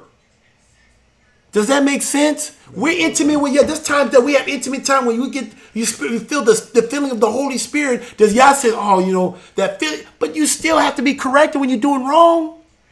Just like me and Brother David, most of the time we're just hanging out, talking, sharing the stories, war stories together, encouraging one another, boom, boom, boom. But guess what? If I see my brother doing something wrong, I got to get on him. I got to even, what do we do every week now, Brother David? Work out. Don't we work out? Yeah. I said, Brother David, we got to work out, man. Every other I said, let's work out. You're going to be my workout partner. I don't care. You can go your own pace, but you're going to work out. I love you, brother. I love you. Right? Yes, sir, you do. But some people say, I don't want to hurt his feelings. Hey, let's go. I can use the help. He can use the help. We can help each other. You know why I want it? Because he keeps me accountable. I keep him accountable. Right. So guys, I'm telling you, loving is not the way the world talks about love. Love is when you love your brother enough to tell him the truth. Love, it says a wound from a friend is better than a kiss from an enemy. So anyway, I hope this, it calls you guys to think. Really think about how you're loving your wife. And wives, think about how you're treating your husband. So anyway, I'm going to open up. We're going to take a break here.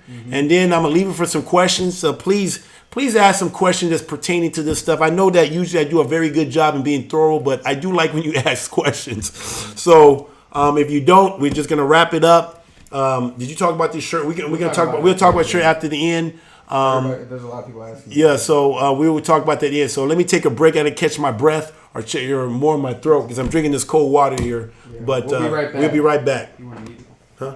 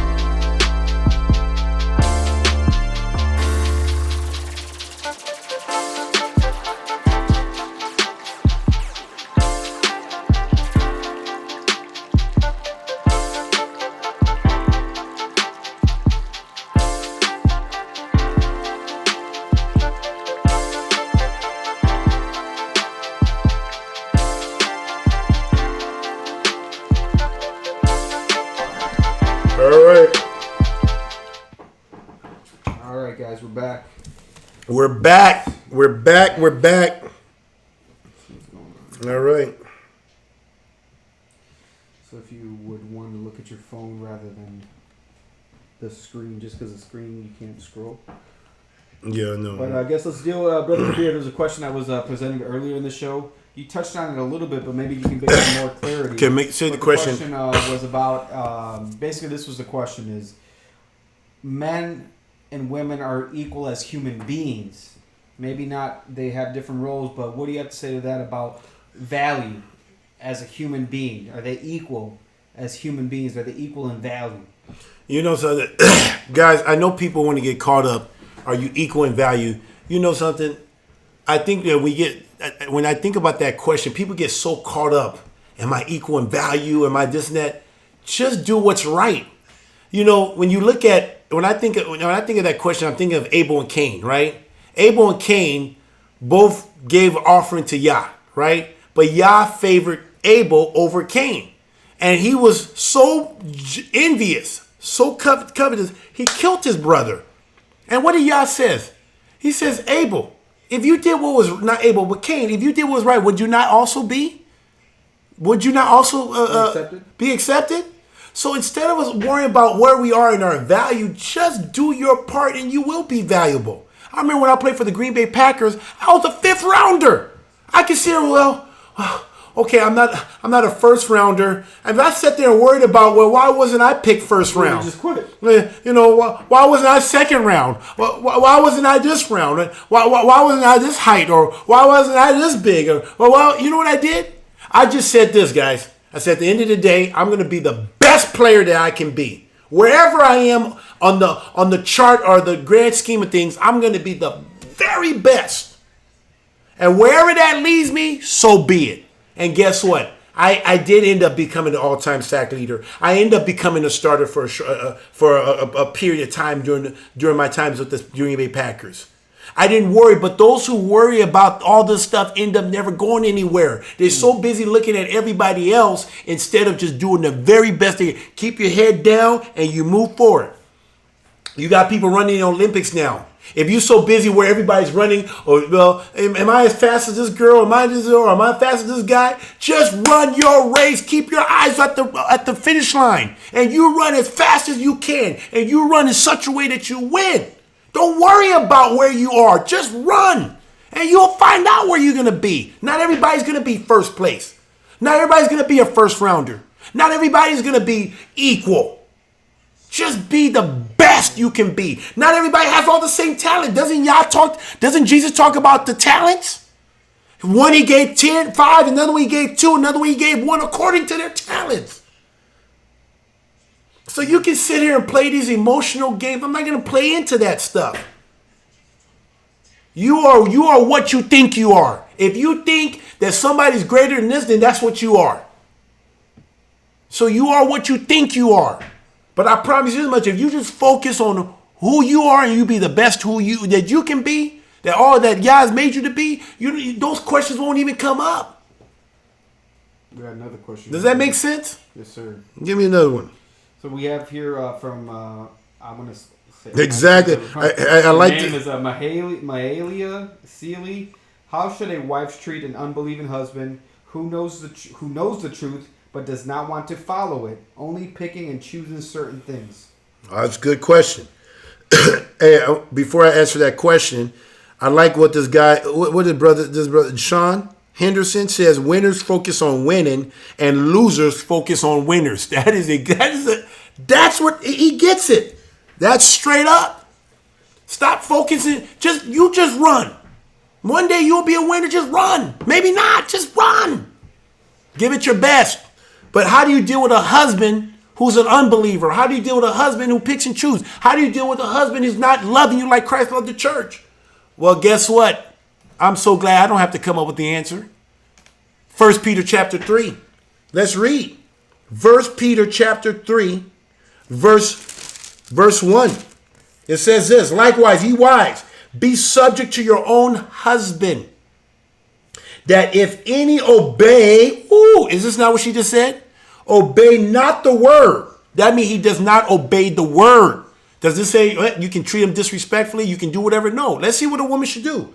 So if you're dealing with a husband who does not obey the word, they also may, without the word, be won by the conversation, meaning your manner of life, the conversation of the wives, while they behold your chaste conversation coupled with fear, whose adorning let it be that not of the outward adorning or the plaiting of the hair or the wearing of gold, but the putting of apparels, but let it be the hidden man, the heart, in that which is not corruptible, even the ornaments of the meek and quiet spirit, which in the sight of Yah of great price. You want to be valuable? Great price. Be meek. Be quiet. Be subjected to your own husband, even one that doesn't obey the word, and you be of great price. You want to be equal, whatever you're shooting for, just be the best you can in your role.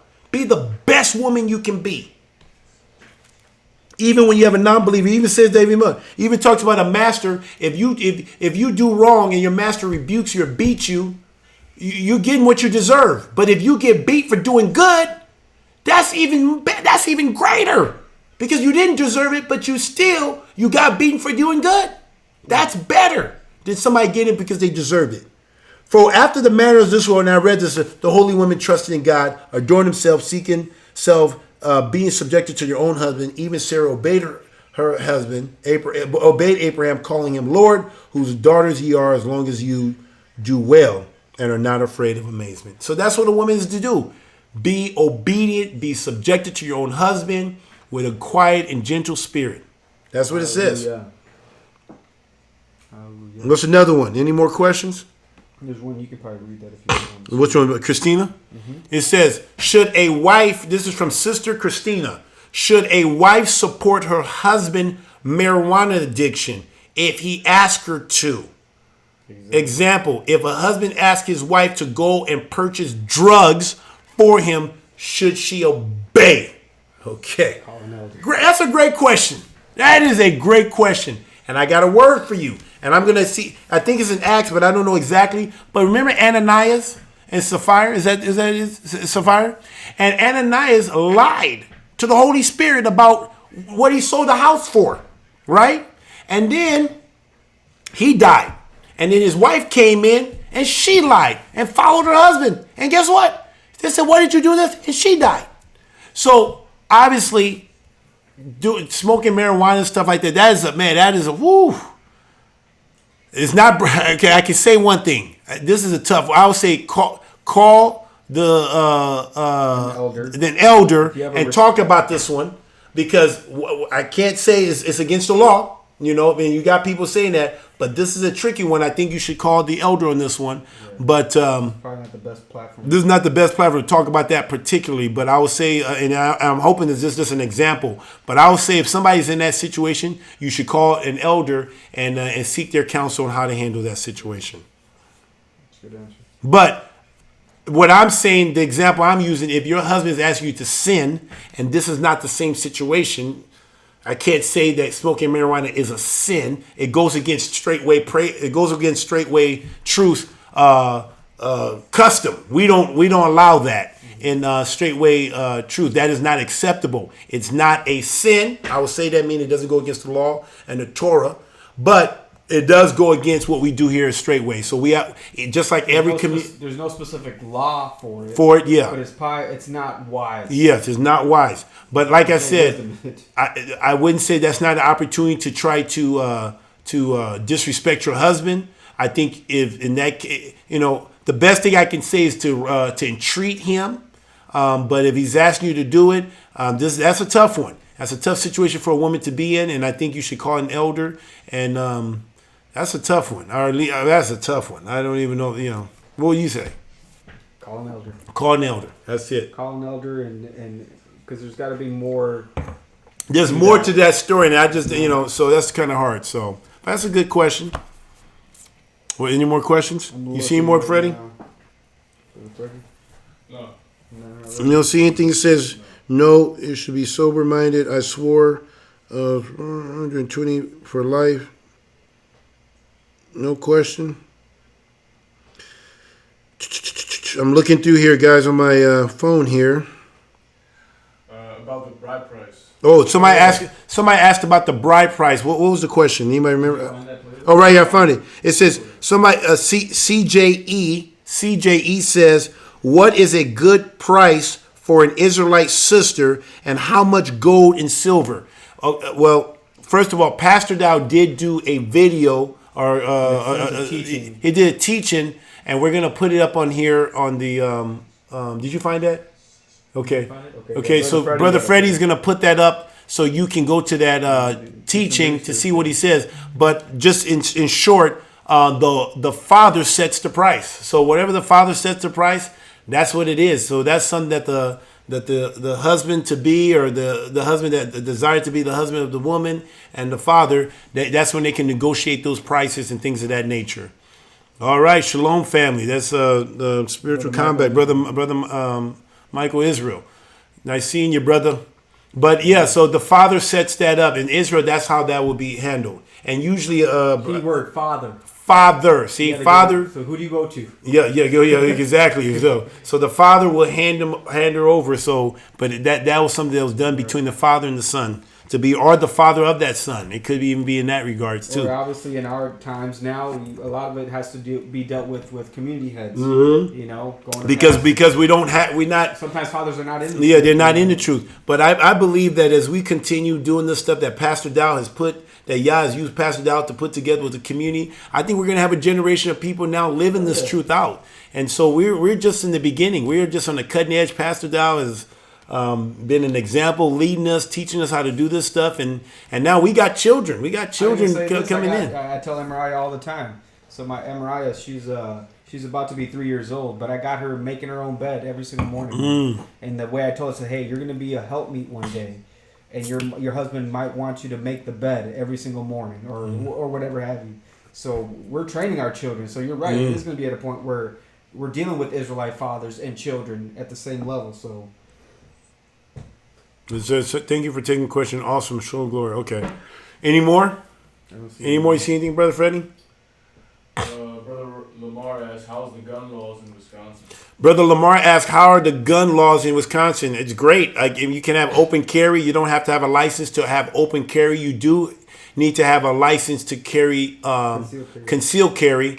But you can own a gun. Constitutional carry. Yeah, it's constitutional carry. So it's great. I mean, we love our gun laws up here. So there's but you do need a license to carry concealed. Any more questions? Alrighty. People have been asking about the shirt, though. Okay, guys, the shirt. So, brother David, talk about the shirt. Yes, sir. I'm sporting it here. Let me put this one. So obviously, guys, you see the shirt. It's a play on words, as you can tell. Because what are we always accused of being? A cult. A cult, right? Yep, and if it's you true. do your research, cult just is derived from the word culture. And we have our own culture. We live in communities, so we're a tribal culture, and we keep a tribal culture mind, right? So that's basically the inspiration. It actually came from Pastor Dow and one of his teachings. But just to give you guys a quick, breakdown on where it was inspired. But if you guys do want the shirt, we will be selling these during the Feast of Tabernacle. So the day that the market is going to be set up, you'll be able to purchase a shirt. Now, the one that Brother Kabir is sporting, that is a special request shirt. Those will not be available during the feast, but you can special order those. I will give you more details on those type of shirts during the feast. But as of right now, Brother Freddie, maybe you can come over here so we can show them the ones that are available. Brother Freddie. So, you got, can you see us? Mm-hmm. Okay, so you got, I'm wearing this one. This will be available during the feast. And the one that Brother Freddie's wearing, it will be available during the feast. So if you guys want these, they will be available during the feast. Like I said, this one is made out of a different material, but it comes in 2 colors. It comes in 2 colors, and it'll be available for special order only. We're just doing this one as a trial. But if you guys do want these, and you're going to the feast, and you want to pre-order, go ahead and click. Let me switch the window here so they can get the email. Oh shit! What happened? Big ass. 1 second, guys. We gotta show the back too. Yeah. So guys, so when you guys, so we're gonna be selling these shirts, and There we go. So right here. you guys see the KGB Live Show Gmail. If you guys want to pre-order, now pre-order means prepay. Hey, yes. So let us know. Email that email, the KGB Live Show at gmail.com. Remember, these ones, this one and this one will be available. This one's not available yet. We'll let you guys know and give you more information. But if you guys want the red one, we'll call it red, blue, right? So let us know which color you want, at what size, and how many. And then I will reply to you, or we will reply to you With the PayPal information and let you know pricing. And we will have these pre. So it's first come, first serve, really. So once we get there, we're already getting a lot of requests for them. So it would be best for you guys to prepay, and that way you already have, I guess, ahead time to get these shirts. But if you can't prepay, that's fine. You guys, there'll still be some available during the feast. But I would encourage you guys to prepay and pre-order. So we're only taking pre-orders if you prepay, because we've learned from people who have gone before us, sometimes people will pre-order, and then there's shirts sitting there, and we could have sold it to somebody else. So that's not going to happen. So we're not going to do that. If we're going to set it aside, it's because you paid for it. So if you pay for it, and we will give you a PayPal account. I'll give you We'll give you an invoice. We'll give you a receipt. Everything will be legit. And then you guys will just find either Brother Kabir, or me, and we'll hand those to you. Just come to me. Actually, Brother Kabir is going to be busy, so just come find me. And then I will give you your shirts. So let us know. And CJ, you say, I'm assuming you say which one is the blue one? This blue one is a dry blue. Yeah, this is what we're going to be selling in this one. This is just an experiment, but this is a dry fit, and do we say we're going to sell this, or this will be special order, right? These will be special orders for now. Yep. So we will have them available, but right now the ones that we ordered in I guess mass are these ones that I'm wearing and the one that Brother Freddie's wearing. These ones will come later. These are special, only for special people, I guess. Yes. I guess. But yeah, so dark blue, red and dark blue, or you can go maroon. It's more like burgundy. Burgundy, sure. Burgundy and dark blue, or navy blue, right? Navy blue, royal blue. So let us know, like I said. And down the road, I know people are asking about, you're going to have certain colors like red. Down the road, just to see how things, we will have different colors. But this is our first one. This is the color that we picked out of all the other options. We did have a red color in there. Freddie, show them the back. And then on the back for the tabernacles, you're gonna have our. You see that? You guys can see the Straightway Praise Land logo. Yep. So you guys can see that right there. Yep, there you go. So perfect. So anyway, I hope you guys, like I said, go to the KGB Live Show at gmail.com and put in your order, and then we will email you back a PayPal link so that you can pre-order, and we will hold that with your name at the feast. So please show up to the feast. We are going to be selling that. Yep. It's first come, first serve. Yes, sir. So please come. Yep. And then somebody asked a question. Let me see. I can't. Sure. Let's keep somebody says, I know Pastor talked about fornication last Shabbat. And this is Malia Seeley. Just curious, how should a wife handle that? I don't really understand that question, but how should you handle it? I guess you got to be a little bit more specific. That's kind of I don't know what you It's ambiguous. It's very ambiguous in how you answer that question. So. Can I say something, Yeah. Brother Kabir? If you guys have some very personal stuff, I would encourage you guys to not put it on a public platform and email us. The phone number's down there. It's been down there the whole time. You know what I want to say. This is women, don't shame your husband. Exactly. You know what I mean? If you guys are going through very personal, intimate things, this is not the time for you guys to bash your husbands. It's not the time for you guys to say, well, my husband does this. That's not reverence. This is not the way to do it. So, and like I said, you can email us or call the dining hall. Probably ideas call dining, because there's a lot of sisters that can pick up, especially with you sisters. If you call the dining hall, there's a good chance you will get a hold of a sister, and they can help you with the stuff you're going to. But like I said, just like Brother David, this is not the time to bash your husband and to say, well, my husband doesn't do this, because even in your questioning, you're as a telltale sign. Now, I would like to think This is what we think. We're thinking that maybe you're asking for somebody else or whatever. But a lot of time people try to use this opportunity to shame their husband, say, well, my husband ain't doing this. Or, it's like the this. Example that we like to use sometimes is the prayer groups with women. Oh, yeah. Prayer. Yes, sounds good. Yeah, sounds good. So you got these women who come together and say, let's pray, and they're sitting here gossiping. And so we don't want under this the guise of under the guise of prayer. So now you're saying, well, I'm just asking a question, but you're asking a question that's putting your husband out there to shame him. And you're supposed to reverence him and not shame him. You have to remember that a wise woman builds her husband up, and a foolish woman plucks it down with her own hands. Exactly. So guys, if you women are really having now, if you're just talking about something general on how you should deal with certain things, not something that pertains to your husband, but just about how to be a better woman, or how to be how can I help my husband, that may not be in the faith, how can I win him over? Things that focus on how can I be better, and not sit here, well, what do I do if my husband's not doing this? Or if my husband's not doing... See, you're kind of shaming him and putting that, yeah, he's not doing something and I'm in this messed up relationship. Right. So you're really shaming him. You're not reverencing him. So the question from women, now I can see a man asking a question about how to do things and how to be a better husband, but when a woman asks a question, the question should be coming from a spirit of how can I do my part better, no matter what the situation is. How can I, whatever that is, it doesn't matter about the husband. What can I do to play my part? Yep. We're just being honest. Yeah, so I hope that makes sense. Yes, sir. No, well said, brother. Well said. All right. We got any more questions? Dry shaming. Yep, that is true. Dry shaming. That's a good way to say it. Yep. It's just so, guys, I mean, this spirit comes in so many different forms.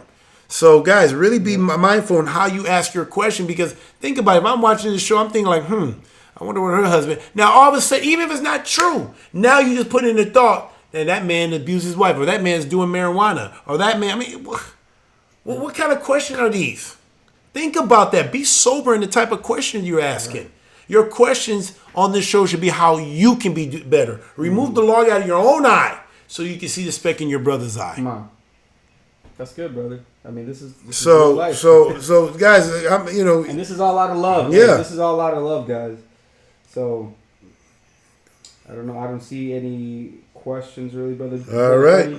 You see any questions? No. All righty. So, well, guys, okay. Well, guys, once again, I appreciate you. You guys know you do the close it out, and then I can close it out. I will close it out here, guys. You guys know the drill. What's coming up is Sister to Sister this week. I guess we can start promoting the Berean Moment. Yep. Berean Moment. So, Dead season's coming up. Looking at maybe a week or two after Tabernacles, we'll start releasing the Berean Moment. We'll give you guys official dates.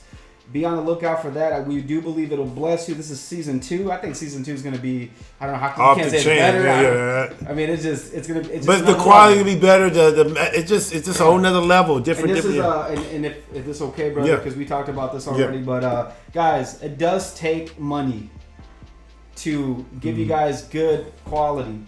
Doing the Berean Moment. I won't say numbers, but we spent a lot of money getting video equipment, lighting system, and all this stuff. We're not doing this for ourselves. We're doing this for you guys. Really, it's Brother Kabir's vision. I'm here as a helper, assisting him in his vision and making it a reality. But really, it's coming from this man, and a lot of it is self-funded. So Straightway Praise Land is funding a lot of the equipment and the time and energy. So if you would have it in your heart, this is not Christianity. You don't have to do it. We're not going to tell you that Yah's going to condemn you or anything like that. We're just saying, if you would like to help to continue the quality, to continue, there is a link at the bottom of this video right now in the description below. It's a PayPal link if you guys want to donate to the channel to keep it going. And we're going to keep you guys up to date. We're going to be starting, Brother Kabir is going to be starting a Patreon account. And he'll be bringing out very crucial information that is going to help you guys in your divorces. Help you guys with child support. Help you guys with even just overall status, I guess you could say. We've been there's a lot of guys, and if you notice, I haven't been able to put a lot of stuff out on videos. I have been doing for that. Guys, I can't say much now but it will be coming out in the future. So please stay tuned, because this is the type of stuff that I would like to put on the Patreon account, because this is not something I want everybody to know. It's not for everybody. But I'm there's some things I'm doing. I've been doing a lot of studying. Literally, I mean, waking up, sleeping, reading, doing a lot of work. I mean, you Brother David sees the stuff I've been doing. And if this thing comes to pass, Pastor Dow already knows about it, man. I tell you, it is going to literally help Israel to be really set free indeed. That we're no longer bound by this wicked system, that we can really not only just come out, but we can come out in a way that just, man. Hey, I'll say this much, guys. Just like deliverance, right? Satan can do what he does to us when he's tormenting us is because we have given him lawful ground. We have given him lawful grounds to do the things he's doing. Either our parents did it, or our generation has allowed that to happen. But I can tell you this much: we can also retake those grounds we can regain those lawful grounds by repenting, by going through deliverance. There's things that we can do, and I believe this because it can happen in the natural. I'll leave it as that much. But there's things that it is just it's off the chain, and we will see. And but like I said, we're gonna create a Patreon account and let you guys know. A lot of this stuff today too was all about contracts. Your verbal contracts, what you're not saying, what you are allowing is you're contracting or an agreement with your woman acting wicked, your children, with your silence. Yep. So don't think that you not saying nothing. It's like, I didn't say anything. Yep, you did say something. You said a lot. You did nothing. You said something. Yep. You really did. So anyway, we're just promoting down the road. We are going to have some information that I have to do that I would not want to put that on the public forum. It will have to be on the Patreon account. So just be looking out for that. Yeah, guys, that's pretty much it. You guys know the drill. If you guys are interested in fellowship with Straightway, if you guys want to know the nearest assembly near you, there's a phone number you guys can call. It's on the screen, 615-688-3025.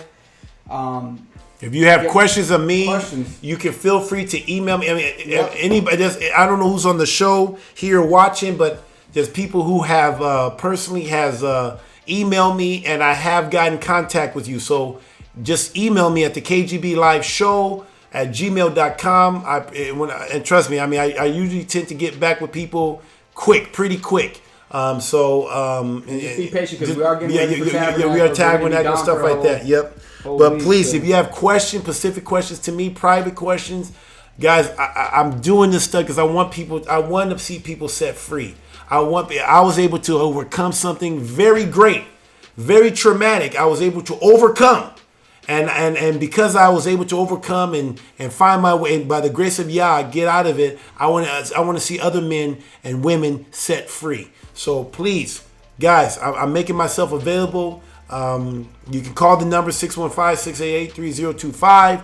But they're overwhelmed. But you can also and I can at least point you in the right direction. I just talked to a brother who lived in Kentucky, and we talked for a little bit, and I was able to pass him over to Elder Mitchell because he was not that far from Elder Mitchell. So we are trying to take a little bit load off of Elder Becker. But like I said, you can call that number. You can reach in and we can point you in the right. Sometime I may have to point you right back to Elder Becker because he will probably have a better idea until we come up with a better system. But sometime I could probably direct you to somebody nearby who's an elder themselves. So anyway, guys, it's always a joy to come out on this show. We're looking forward to seeing you guys at the. I don't know if we're going to do another next Monday. What's that going to be? No, because that's Day of Atonement.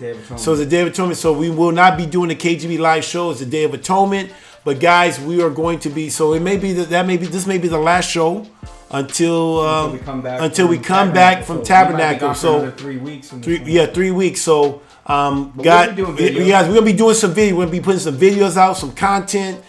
We got this great thing that we're gonna put out talking about cult. What we talk about cult. So we're gonna put out a video. It's gonna be a huge production, and I'm not gonna just be watching out for it. We're gonna find out what a true cult is, and we're gonna tell you. We might run into some celebrities. Yeah, we may run into some celebrities too here. So, but we're gonna find out what a cult is, and you're gonna find out what truly. You're gonna be amazed at how this country accept cults, but not every cult. But not every cult. But it's not that they have a problem with cults. It just depends what the cult stands for and who they believe in. So we're gonna show you that. So anyway, I guess this is it.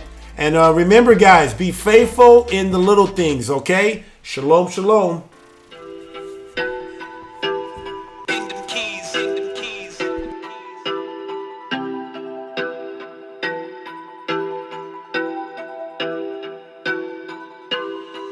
It's KGB Live Show.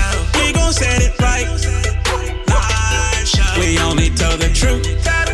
Live Show. We gon' set it right. Live Show. The truth straight way. Straight from the scripture. Straight way. To you straight, no chaser. The truth straight way. Straight from the scripture. Straight way. To you straight, no chaser. The true straight way. For this truth, they really hate me. I hit them like a safety. On my way to the mountaintop, ain't no way they gon' stop me. When you live this life, you only get one shot. Time is running out, but you keep looking at the clock. But for me and my household, we're gonna be doers of the word. It's KGB Live Show. We gon' set it right. Live Show. We only tell the truth. Live Show. We gon' set it right. Live Show. The true straight way. Straight from the scripture. Straight way. To you straight, no chaser. The true straight way. Straight from the scripture. Straight way. To you straight, no chaser. The true straight way.